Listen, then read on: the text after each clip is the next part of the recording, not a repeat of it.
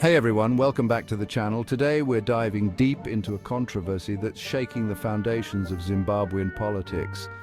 I'm talking about the Chivhayo scandal, a story of corruption, power, and a ruling party at war with itself.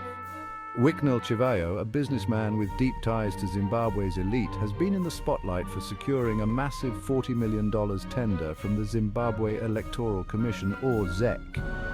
This deal wasn't just any contract, it was backed by none other than President Emmerson Mnangagwa himself, or so Chivhayo claims. The controversy erupted when audio recordings surfaced, recordings where Chivhayo brags about having the president in his pockets. Imagine that. This revelation has not just caused a media frenzy, but has also deepened existing divisions within the ruling ZANU-PF party. Now, the youth wing of ZANU-PF, often seen as the voice of younger members, has expressed major concerns. They're frustrated not just about this incident, but about what they see as widespread corruption and a lack of accountability among the party's senior ranks. But here's where it gets tricky.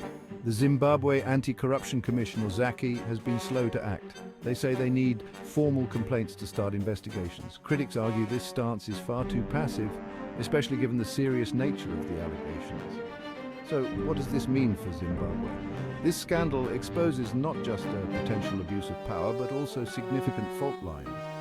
Within ZANU-PF, it raises critical questions about the integrity of political and business practices in Zimbabwe.